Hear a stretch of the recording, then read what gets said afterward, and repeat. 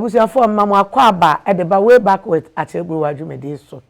me din de Akyere Bruwaa atara otafrija number 1 striker ba ko pe otake a onembebu wo di siso a metwa ne tin e de ama wo dwumedi ye friend way back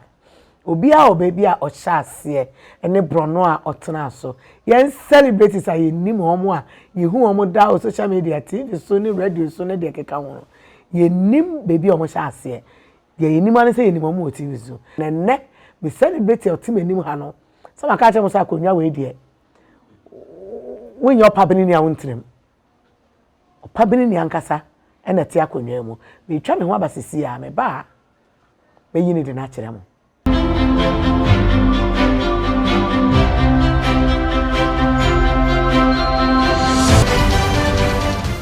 ebusuafo me say mama akwaba biom e de ba way back with Akyere Bruwaa dwumedi so sa fe na waso TV a wo hwe ya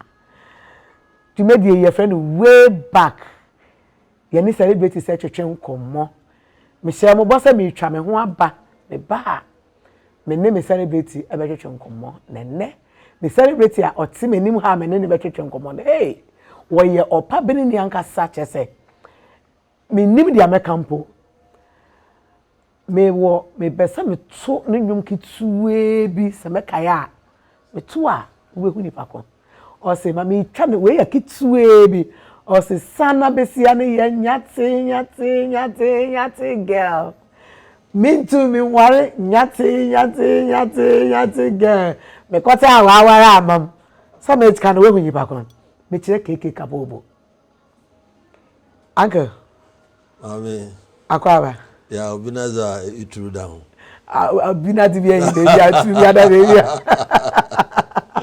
just obitaka ni ngugu tuna chere secret ni hard uncle udi yankasa so sha de kemu frode o from kobna kwachi KABOOBO KABOOBO no ye di yankasa enyo mezina kobna kwachi KABOOBO ono anyi keke KABOOBO no kwabra kwachi KABOOBO that's right intina wo fro KK KABOOBO that's right KABOOBO na ye username enyo yeah if you crow bero mama me na papa wa ya danceful oboase sada mama fi akro from papa fi adomanu ba man kasa de me fita krade ayre na fita krade mama na papa fi adance nti Margaret ko no okowum okowu water krade no so na tell me a place of birth natural nti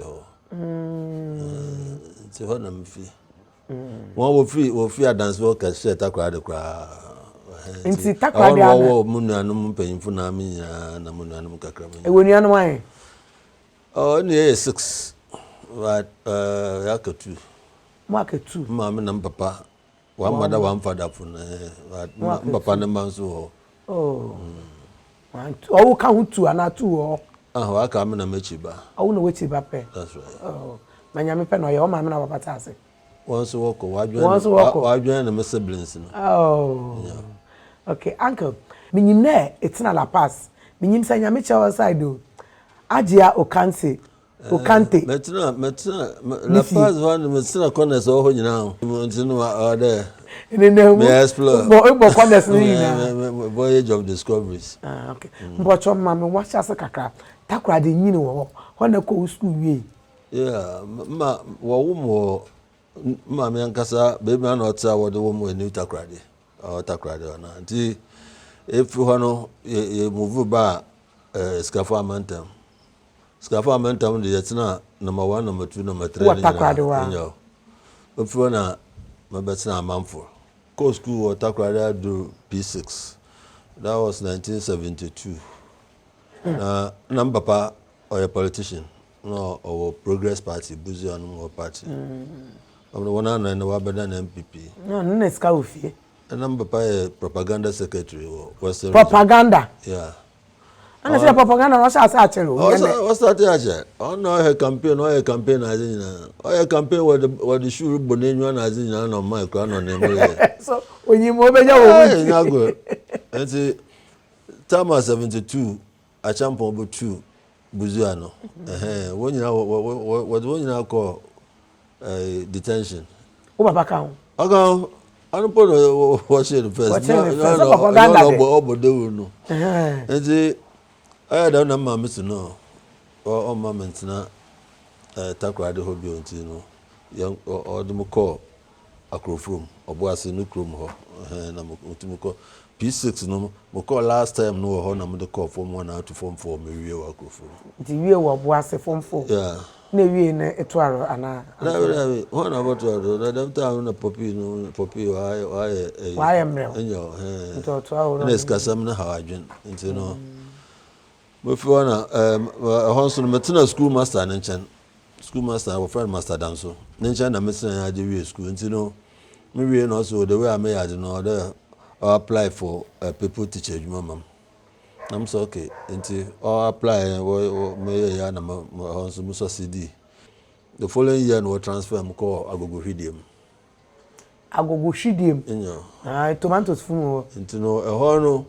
the merchant de nya na ban no so wo mitiri mu gogoro na pe ban yeah I'm pe ban because me ka ye wa manfo no ankre bi kan se nya me fa ne currency ye order from si say na nti na wenyu habili na nya go kra na ankre bi kan se ona no nkofo so start wo ye rehearsal say nyumbi de no wo the instruments wa baga outside no wo rehearse nti obandama tambia me sheban no mudama was one him for kra makodo mo be ya wo ye he obi anko echira na me de mu kwanyu na makokoko won chenda ma ntino band na the way wo ye rehearsals na mu de talent na moreover new takra de ho no wo mu na nkasa no baby wo mu no ye concert house ntino na chere band wa bo egum ma to ma nyankopon ne talent na oduma mu no so no tambia na po wo mu nti ifi ni we de biase no no me chire agogo hwidiem me fi wa na me so no me nchira de bio na bede be band nyo why is a question I will be some man that band I ko bo ho na nyodo nti mo he da ko mo ho na mo de why adverts or graphic musician wanted that time what one bandsman wanted Accra am sumo kokra mo gona ko nti abo ampofo je ben yo born drums yeah am ampofo that time ampofo je no ne drums no wo ni instruments no won kra na owo no mampo mo Accra na ma ba Accra my first band am boy was Explosive Jets and am boy Sidiku Buare ensemble na chi Sidiku Buare no ban yeah ban no bands too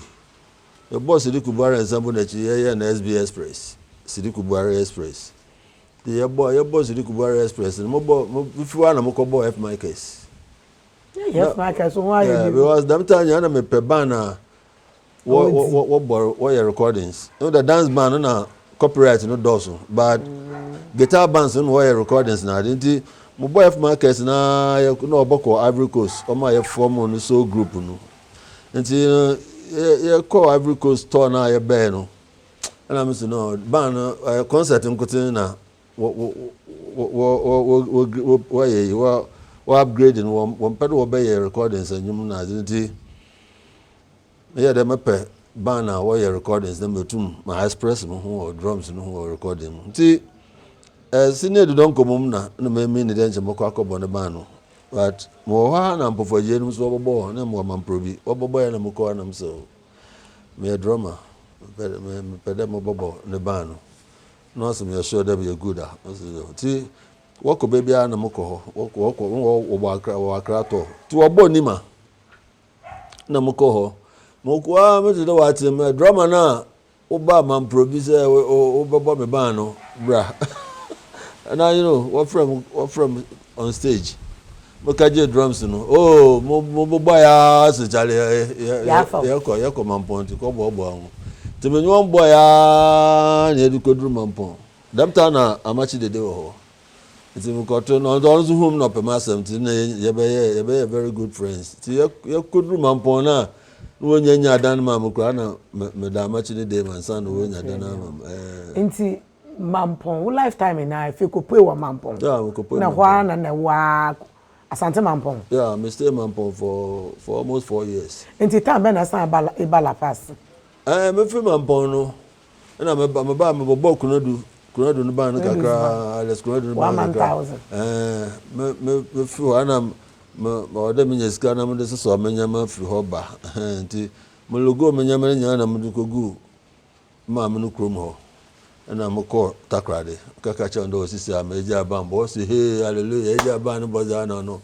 bepe ejuma foforo na ye na ba no ko si na papa ko training college na ko to titi no na misu yo no onye dem afa me plans ta na me san bo mo gba to Accra to me ba na mo yonko ko we film nyame fa na kranse escasely me bi se escasely was so ono so me no ko Ivory Coast no hotel market to me bi se na so akobema camp akobo pink fives na mo ko ho to mo ko wa ye rehearsals was so drama no ko Lebanon to o drama no onye no ye Easter time so mo ko COC you are playing the band whether you like it or not so I am soldier put on command you are playing the band whether you like it or not nam so I'm not playing the band mo bana yet to ya band yakobo ntino me to my boy Easter gigs ni nyina ma won if you are I'll just go to my band but no it's okay no problem to me you on board Easter gigs ni nyina nti tamben na ebo ayi wo fene nyate na onye ayi wo fende ntontom be kama akam na kon da me tune mo ina din kan boy mo boy nyate ye 1989 on my first album am ye na ntontom nyame hu ye 92 yeah na boy okay betu mama me woni wono ko me penyame hu kakra bi boa hima bobo pam enkan noto na abredu na do nyame hu na senya be pe nyame hu o ebeta no start to rap I want to watch it sumazi bwana no wa me no sasa na temuda no aba why no asmai kanu mun sam kakra chawra Bonyu da pe just kakra bi tin chamo mo intro na okay we to aro kakra yipa de se yin wo bibia yen onyame ehu o enti dwene ho ya ansana yipa wazi biara yen onyame ehu o enti dwene ho ya ansana ana melody pam bitini kra na ku yeah ti ahona ehu beje din pa o nyame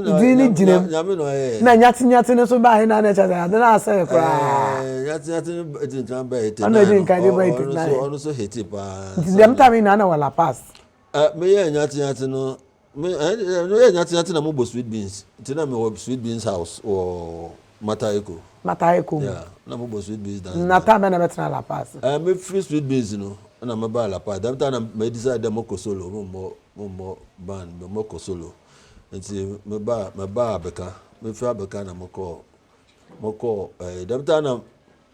me ko tua edan ka o haje bebi no fi ho ba na dan nye ready nti me ba mo nyon kojo ani me ba no ho la pass abeka ho no ye betina ha nti no edan ye ready na mo move ya mo ko haje bebi no fi ho te ho na ko tina ya me tina haje bebi no fi ho na me ye nobody ta no do efutu sem yeah running away ade boye ni mo we gan wa bi ya na mo wa na me de ye nyame hu me ye nyame hu wie na me fi ho me ba la paz ankasa me san la paz okay pusi afo nya abotra na twen me nkomo na ye de enso bo se bi twa me ho ba me ba sesi a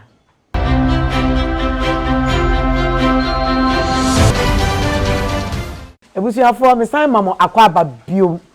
dwumedie ye friend way back with Akyere Bruwaa dwumedie so sa feina waso with TV a ye ne celebrities etwetwen komo Abiba locks natural se ayenwen since se den craft akoma no obeye de ama ma wankasa weni aje se wo hwehwe Abiba locks a owo ANC Mall East Legon we do ANC Mall ha bisa obi asa wo hwehwe Abiba locks odo be ko ho efenso wo hwe menim ya ene me moresu ya beauty empire makeover or Instagram hwehwe no or TikTok hwehwe no se wo yes photo shoot se wo ye wedding wo ye engagement we ye party event bia we ye bia no hwehwe no Instagram obeba be ye no fe de amount baby a ye di dwuma yi frɛ ha Inshiraba Kojo Mansion ewo Kragon police station ne nchen hɔ a wodu Kragon police station na bi sasa me pe Inshiraba Kojo fie a ye bedi wachi e de waba omo wo mia bebre omo wo poolside wa ha omo wo summer house wa ha chese niema wa ha nkasa compound no so fe se wo ya efro wo ye party o wo ye engagement o se wo ye photo shoot o dia wo ye bia pool party e de me nka de na me nya de wen hwehwe omo chi kwan na wo ba o de be ma cool price wo de opekora abomidin Akyere Bruwaa na kasa me bra ahwa na de achewo celebrity a otimeni ma me ne etwetwe nkomo yi ye friend KABOOBO say KABOOBO no e yo no ane di minimu da me ye ne dwumedie we so nko na abete sansem we na yegusu etwetwe nkomo uncle nti ija teaching na ade na de ho be share enyum tumun if face challenges bi challenges in the PO and the P dey bia maka de music na nkasa se speller W nim but walking won papa nancy papa nancy won papa an kan kada pe de why ya wonyum dem time no producers no that ya demo na zi demo no ko bachira no mo excuses wo voice no je botuma wo voice no je botuma twen na nyin kakra na voice no mu nya fine bo ha also wape obi a wa hate that don also ntutumi ye wonyum no te there asumesi a ntwo no mo mbe fine but there artist bi or baby a owo no style or de ba nti say enya record company papa mu nso ma obi anyi ho beto ase obeka de no bonada asumesi nti no in fact na challenges no do so nti me hwe ya na so man so na afi me studio session man mo nkofo wonyum drums no studio anyum bi te there me nkum abusua na me nyum papa am na mbo drums yeah mo bo rama bedu no wonyum konkom na maye no na me do fo adada me musicians be down went to that ka drums na mo bo studio na janti mo bo so no bia hwem bi na ko nyina na mo drums nti mo bo drums na kakra menya no na mo de book studio na nti man na mo produce me nyati na ayi nya first 3 albums nyina me ya third one na movie na stable records obem stable no produce munkum ebusua nti mukobo drums na obepe masempa o maye banya nyankufo no ya wodan no to obe no fi Germany be na obam whole studio to obe na me ye nyum no so anyum de maji to otua studio cost ni nyina na on be obe ye executive producer wa mo kan so till ne ka wankasa yeah till ne ka yeah because me ka ya ahomachi ahomachi be 3 o'clock na nkofo asa online wo be je cassette akoton ampa anya go kra nti iwura eduma no mu anyum tumu a rebesi no abri sesi aya itwe itina wa tumi nu hu na iwrade me ma me na papa ka da me ko school ka me yer me na me ko school na ba na me de me wa be shemi me nne e bia nyama nkoyi ana na ba na me de me wa be shemi me nu me ho atana wa dwun bi da me nu me ho da mo hu da because them talent na nyankopon de man wona won po ye wa dwun do boko school no po man po na mutua wo school fees yeah ana mutua wo school fees because na bibia ha ta ma mo bo nkofo wo ban no po de bia mo track me fi track am wo studio enti no na dwete wo mo time bia especially am perform mo ban no bibia nyi ho aye boy aye twa ticket less than 1000 of anything. Then you put 1,000. I'm telling you, your boy, your baby, Bobia. Oh, yeah, ma. What was the one who to about the age of Ban, born and whom to look for, and son, the Asana start to build. I'm planning on the woman. Oh, yeah. I know. Come with us and Uncle Panay. Read the woman. A boy, Suyani, cultural center. Time I'm from hotel, I'm Bodru Hono, and na ha ayema dem ho nyina ayema ekwana ya be fom kura mo de boko stage no aye problem amna girls na wo back man timoya nda o de wo mayendo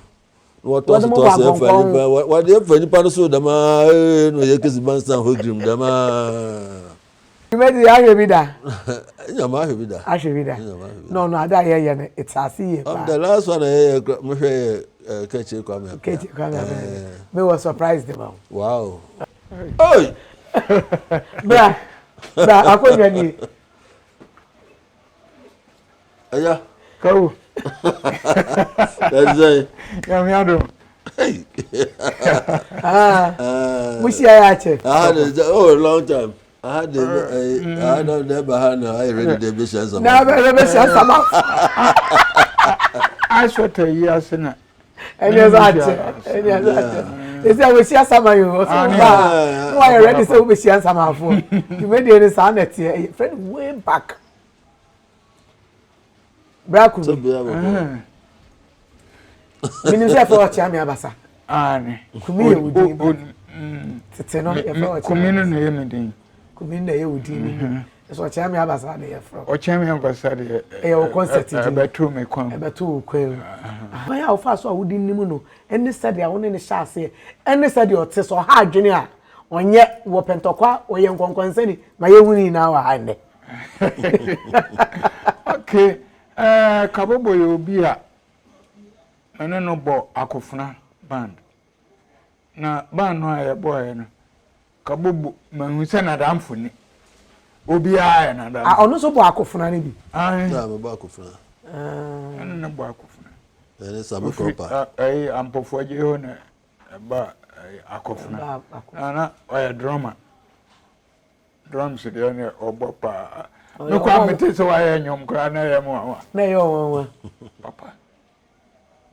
na obi a oni adamfo ompe adamfo obi a na adamfo ena se obeto se onemu na obi sisiwa o ntwam nko o gina ko ama ye ko afasini ama ye ti si concert for driver na ye bono ye duro na chese kabubu akoje ntoko no na ntoko ne dia dabi on so dim driver na ye bono simple cowboy o koje ntokwa no kon ama yehu se o nipa opo bi asem ti ye boba no so ye ko efie kuma de se ne diem o de ye ko fie obi adidi nti na ma me ye duane mo obi a di obi adidi na ni din kabobo no wabusa no me bi sa no say ni din na me na ya me nwanwa wabusa no say ya ni din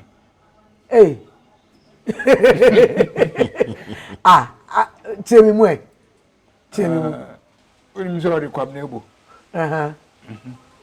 na ono ka kire se na damfo bi Syria ni omususa no nti kwam na ebo no hunu ka nti no kan kabobo o takwa na wo Lebanese ni Syrians no tabika na enum nyina no omo emanu ye no omo na eco school nti no omo ba na omo be frame a kabobo sa na omo ba ti ebeye mi din so no be ye mi say name no be ye mi say name because the man me papa a person no be ye mi say name ni say o say woman no adansefo asantefo no woman ni family names Boatin o ka se Boatin a obetu anya Boatin wo mampon obetu anya bi wo bekwa obetu anya bi wo every part of so no woman nya busuafo enti say infantifo a oba lassen ne babrasen no sensenfo nya ye one family no enti no ade be differentiate from kwachi na amanfo nyina din no and say kwachi kabobo kwachi kabobo na kobena no so ye da ye de wo menti kabobo enti sawu de obo irama Ubo Rama bedu. No no one way Rama. Mama Rama recordings no mo ekoye. Recordings. Ono ampofoje ena nse oboy. Ampofoje de me bo ampofoje drozo me bo. Me started with time changes. E ba ya shawbo. Pem say una nansa ampofoje de me bo be 14 albums so man. And you tell. Brakumi. Me was surprised them. KABOOBO the picture na bom. Ukasa enne se ukasa wadanfo no kra na one nebo ba na obi nyini na mmom no we si u dem obi ba na na we so e ogofa say ai eno che se me ne nne shase me ne koye program ene ye dem ape nti me gina we back anem e de ade yo me dem wase KABOOBO o so me dem wase oh why ade am inshira ni we amako I didn't feel. Tell it to who I will Uncle, share, I didn't say that.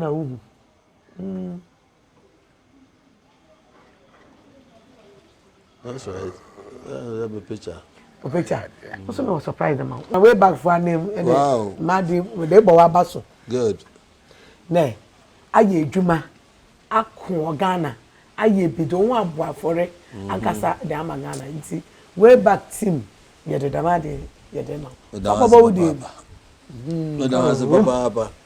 That's right. Oh why are Brakumi that's right. Me pewe futuo kakra they say we are na e wo mu no nkwala ne mfanse nketesi ane mrantie na aba no o mo de nketesi ane nim se ombebo abrewada ena mrantie no so enim se ombebo akokorada okay se onipa de wusa saa na te na o te se preko wusa no obusa ne maame se maame na wano ye o si o nyine ba o ba beto nti se omo mpa adwuma omo mpa adwuma eno ne ye hawa ye wom o ka se